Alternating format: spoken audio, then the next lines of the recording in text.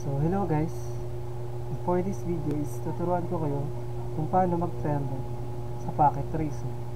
So ang una natin kailangan gawin is mag-setup tayo ng switch. Drag lang natin yung switch and also the PC. So connect lang natin siya using straight through. So connect natin bus Ethernet, so orange, try natin pass forward para mag-bin siya. Yan. After natin i-pass forward is punta na tayo ng switch para maglagay ng IP address. Punta lang kayo ng switch, then click nyo lang yung CLI, then enter lang sa keyboard, then pasok tayo sa configure terminal, enable conft, then ang next step is lalagay natin ng IP address yung default VLAN ng switch, which is the VLAN 1. So hit lang natin yung VLAN 1, then lagyan natin siya ng IP address, IP add, then let's say ang IP address natin is 192.168.10.1, then also the subnet mask of that IP address, which is the 255.255.255.0. then enter lang natin.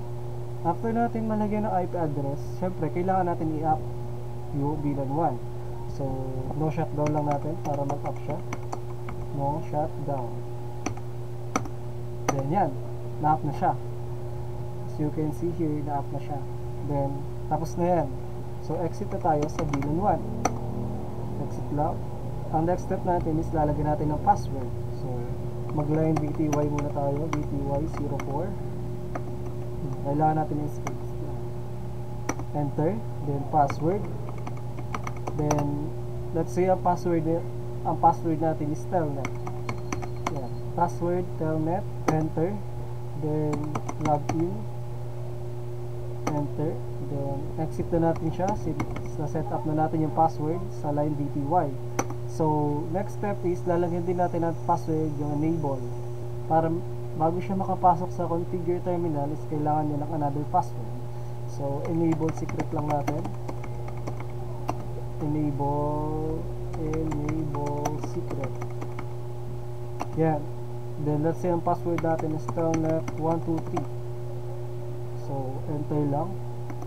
After natin ma-set up yung dalawang password, lalagyan naman natin ng IP yung switch.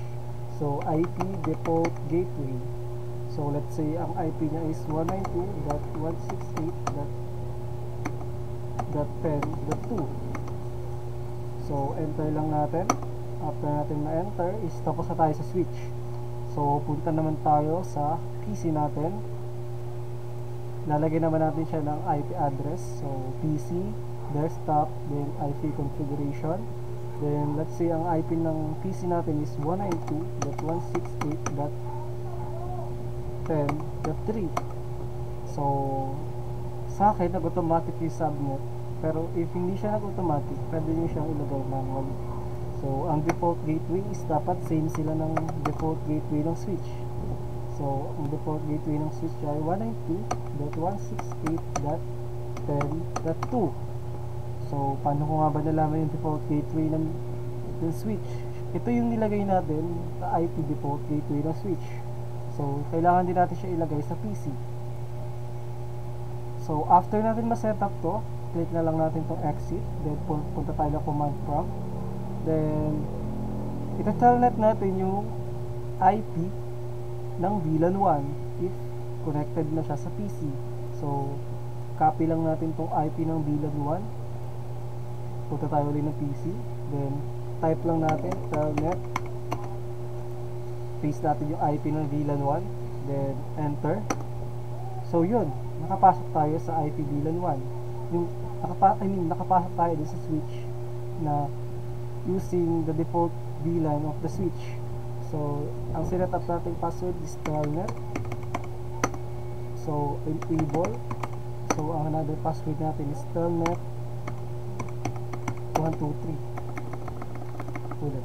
Telnet 123. So yan. Pwede na on mouse dito. So yun lang guys. Sa sana may natutunan kayo ngayong video, and see you on next video. Thank you so much.